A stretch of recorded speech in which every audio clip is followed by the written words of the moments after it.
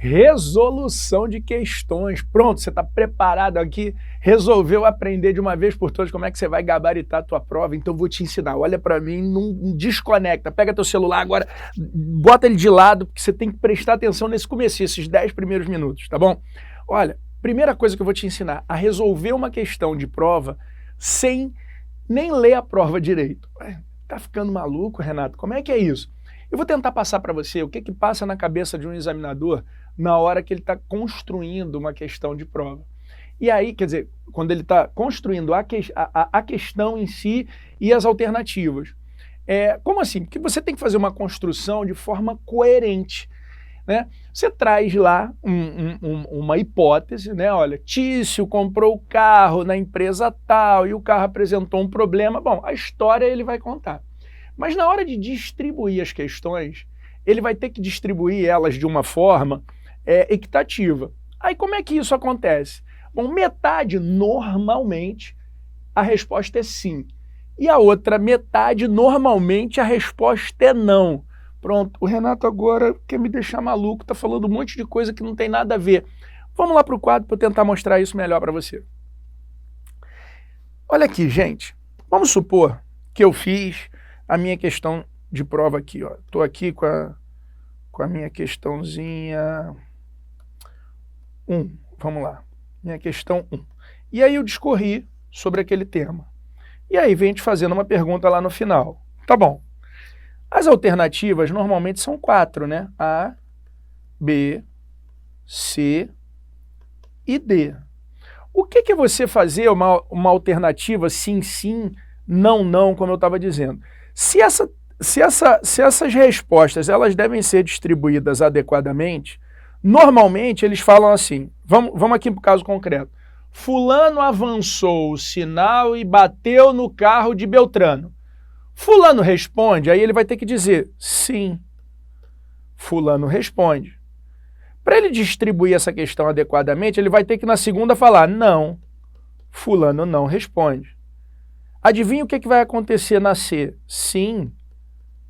Fulano responde. E para ficar bem distribuído aqui, ele vai falar não. Fulano não responde. Dificilmente você vai ver uma questão de prova em que o examinador vai fazer assim, ó. Sim, fulano responde. Não, fulano não responde. Não, fulano não responde. E não, fulano não responde. Porque aí ela não está bem distribuída, essa questão, sabe? Normalmente, ela vai trabalhar dessa forma aqui. E a primeira resposta, gente, é muito simples. Porque, olha só, fulano avançou o sinal e bateu no carro. Qualquer um cara, não precisa ser advogado, não precisa ser juiz, não precisa ser promotor, não precisa ser... Aliás, você não precisa estar no primeiro período da faculdade. Se alguém avança o sinal e bate no carro de outra pessoa, fulano responde ou não? Aí você vai dizer, claro que responde. Então, o que você tem que fazer agora? Eliminar as que dizem que ele não responde. Mas elimine sem ler. Por que você tem que eliminar sem ler? Porque olha o que o examinador vai fazer. Se a resposta é sim, o que ele faz? Quando ele coloca o não aqui, o restante da resposta ele bota correta. É a hora que gera em você o dedo podre. Por quê? Porque ele vai botar o não, já errou, né? E aí ele pode escrever o que for aqui de forma coerente que vai estar errada. Vem para mim. E aí te produz o dedo podre. O que é o dedo podre? Porra, eu não sei se é a A ou se é a B. Eu não sei se é a A ou se é a B. Aí tu bota A, era B. B, era A. Isso é o dedo podre. Então como é que eu vou convidar vocês a começar a pensar numa forma adequada de resolução de questão de prova? Quando a gente pegar a questão, vamos ler e vamos tentar entender, fulano responde ou não. Se a resposta for sim, fulano responde, as alternativas que disserem que ele não responde, eu elimino sem ler o restante.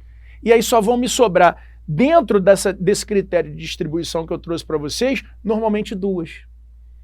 Sendo que nessas 2 que vão sobrar, uma vai fazer todo sentido e você vai falar, porra, entendi. E outra não vai fazer nenhum sentido, por quê? Porque se é sim, fulano responde, para o cara deixar essa questão errada, falando desde o começo sim, ele vai ter que escrever uma coisa meio esdrúxula. E aí quando você estiver lendo as duas alternativas, uma faz todo sentido e a outra dá um ruído, faz alguma coisa assim, porra, não estou entendendo isso aqui direito. Elimine essa que você não está entendendo direito e siga pela outra. Então volta aqui. Das 4 alternativas, a gente vai responder sim, sim, não, não. Elimina metade. Aí sobraram 2, aí a gente lê. Quando a gente for ler, uma vai fazer sentido e a outra não vai fazer tanto sentido assim. Vamos fazer esse teste? Então, vamos começar. Em algumas questões isso vai acontecer, em outras não. Vamos para lá. Tema 1, relação de consumo.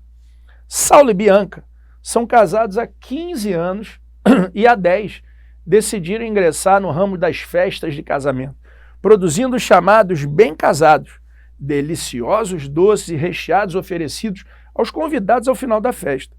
Saulo e Bianca não possuem registro da atividade empresarial desenvolvida, sendo essa a fonte única de renda da família. No mês passado, os noivos Carla e Jair encomendaram ao casal uma centena de bem casados no sabor doce de leite. A encomenda foi entregue, conforme contratado, no dia do casamento. Contudo, diversos convidados que ingeriram os quitutes sofreram infecção gastrointestinal, já que o produto estava estragado.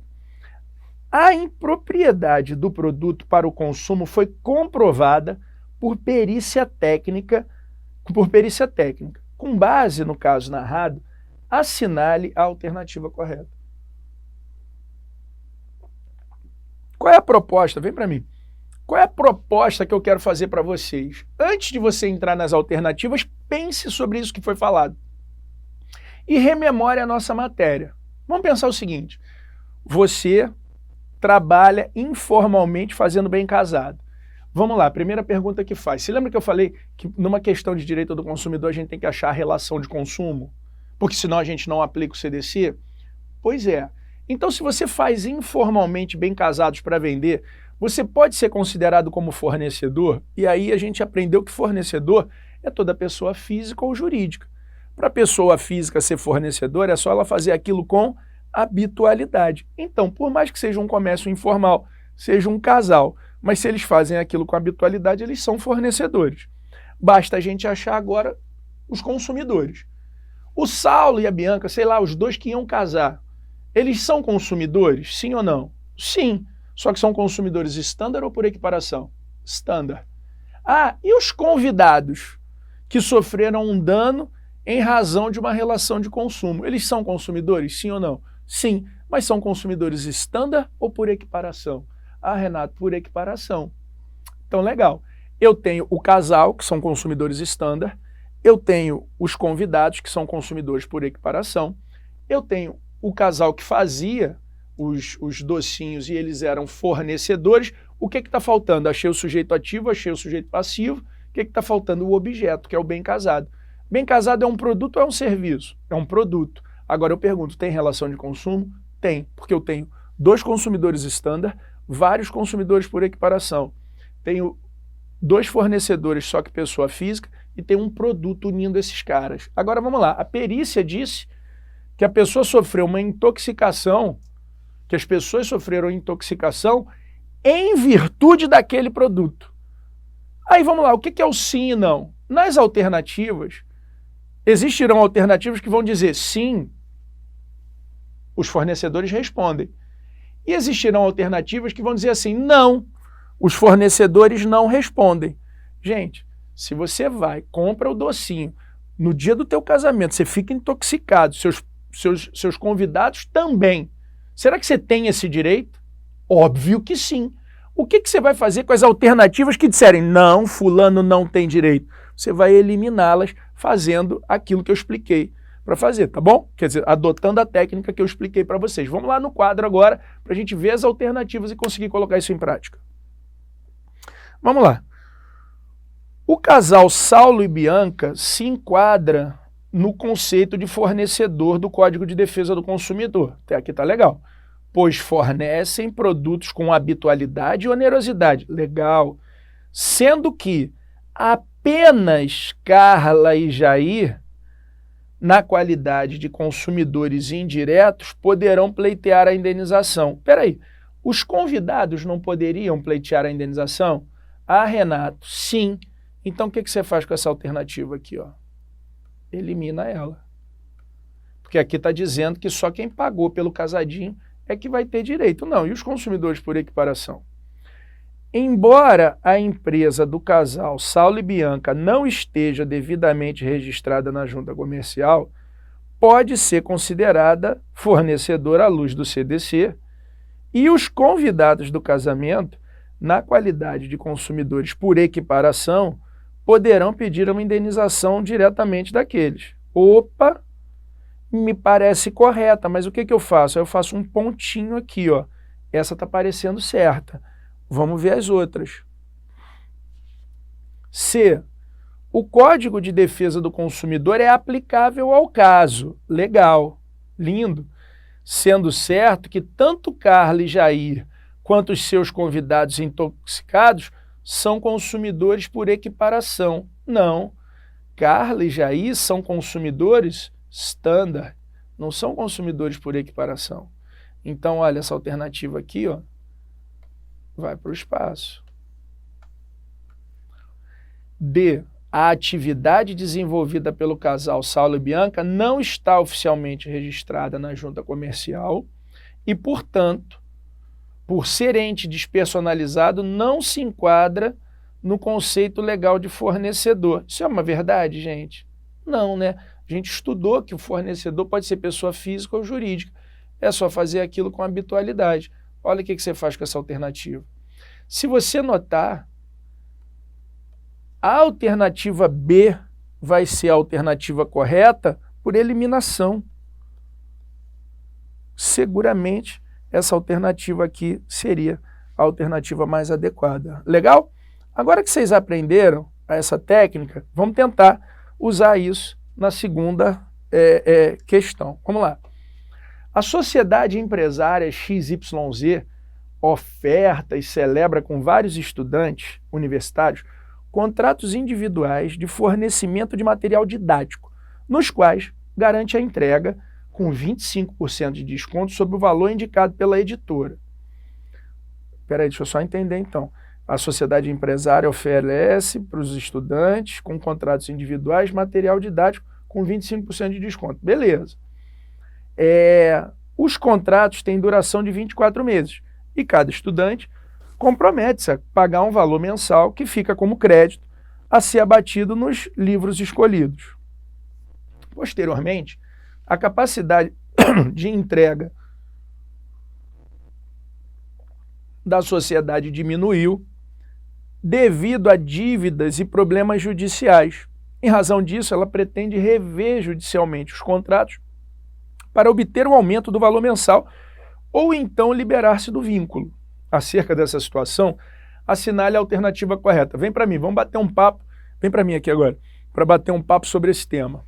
Olha só, Renato, peraí, cara, eu estou fazendo um contrato com uma empresa, que na verdade, vamos bater um papo como é que isso funciona, né, cara? O que os caras fazem? Ah, não, a gente vai fazer o seguinte, você vai pagar 24 meses, mas esse pagamento é referente aos livros. E você deixa esse pagamento e de acordo com que os semestres forem passando, você vai retirando os livros e pronto, chegou no final, você fez o teu curso, entende? É uma forma, cara, do cara dizer assim, eu não estou vendendo ensino, eu estou vendendo esses livros. Qual a diferença? Se tu quiser parar no meio do curso, eu não quero mais porque eu não gostei desse curso, eu não gostei mais dessa aula, eu não gostei mais disso, daquilo. O cara fala assim, pode ir embora, mas os livros estão pagos, isso aqui foi o produto que você comprou. Entende? É diferente de você se matricular em algum lugar e de repente tentar sair, aí o cara, não te devolvo nada. Pô, mas eu não absorvi tudo. Né? Você se matriculou num curso de 2 anos, cursou 3 meses, é justo você pagar por 2 anos? Não, não é justo, você tem que pagar proporcional. Agora, quando você comprou algo, né, você comprou um número de livros, aí fica mais difícil de você fazer, porque você vai pagar por aquilo que você topou adquirir lá atrás. Então as empresas fazem isso. Mas vamos lá, o que interessa, na verdade, nessa questão é dizer o seguinte, será que uma empresa ajusta contigo, contrata contigo, e por uma falha no momento da idealização do negócio, essa empresa depois pode repassar o custo para você? Entende? É mais ou menos isso. Você comprou um carro, parcelou em 36 parcelas de R$1.000. Aí você vai daqui na 20ª parcela, a empresa fala assim, olha, desculpa aí que a gente fez o cálculo errado. Agora a tua parcela vai ser de R$2.000. É justo isso, gente? Aí você fala, não. Claro que não. Imagina, você não precisa ser jurista para falar sobre isso. Então o que você vai fazer? Quando a gente for olhar as questões agora, todas as questões que disserem, não, a empresa está agindo no exercício regular do direito, o que você vai fazer? Você vai apagar essas alternativas, né? E aí sim você vai começar a pensar em responder as que sobrarem, entendeu? Então vamos lá para o quadro agora. Olha aí. A empresa não pode se valer do CDC e não a base à luz do indicado para rever os contratos. Até aqui está razoável, eu também acho que é isso. Eu faço um pontinho aqui do lado. B. Aplica-se o CDC, já que os estudantes são destinatários finais do serviço, mas o aumento só será concedido se provada a dificuldade financeira. Gente, desculpa, mas a teoria do risco é do empreendimento. O risco é de quem empreende, não é de quem consome. Essa alternativa, por causa disso aqui, ó, só será concedido se provada a dificuldade financeira. Essa alternativa é completamente, ó, equivocada. Ok? Vamos agora para C. Aplica-se o CDC, mas de novo vem o só, mas a pretendida revisão da cláusula só poderá ser efetuada. Gente, não pode. É óbvio que não pode. Então eu não vou ler o restante, porque olha aqui, ó. Não há o que se fazer, gente, para isentar essa empresa de responsabilidade. Olha aqui, a revisão é cabível. O que eu faço? Eu elimino sem ler. Deu para entender o que eu falei lá no início da aula? Olha aqui, a gente conseguiu resolver essa questão de uma forma muito simples. Porque se aqui vem dizendo que é cabível a revisão e qualquer pessoa, ainda que não jurista, consegue olhar para isso aqui e falar, é lógico que não é cabível essa revisão, a única alternativa que vai ser a alternativa A vai ser a mais adequada, não porque você se aprofundou juridicamente nas questões e tudo mais, não. É porque você leu o óbvio. É porque você falou, dividiu a questão em sim e não. E você, sem técnica, disse, porra, a empresa consegue se isentar de responsabilidade? Claro que não, ela não vai conseguir se isentar. Ela responde sim. Então, qualquer alternativa que disser de forma diversa, você elimina e depois olha e corre para a galera. Fala aqui, ó, acertei, filho. Olha que beleza. Alternativa A. Quando a gente olhar lá no final, o gabarito, vocês vão notar que vai ser, pelo menos eu acredito que a gente vai acertar tudo, né? Então, tá legal. Vamos para a questão 3, mas vamos fazer o seguinte, vamos fechar, de repente, esse bloco aqui, a gente abre o próximo bloco, vem para mim aqui. Vamos estar fechando esse bloco com essas 2 questões resoltas. Nós temos mais 7 questões para a gente estar resolvendo. E aí voltamos, agora sim, no próximo bloco, para matar as restantes. Um grande abraço, já já eu estou de volta.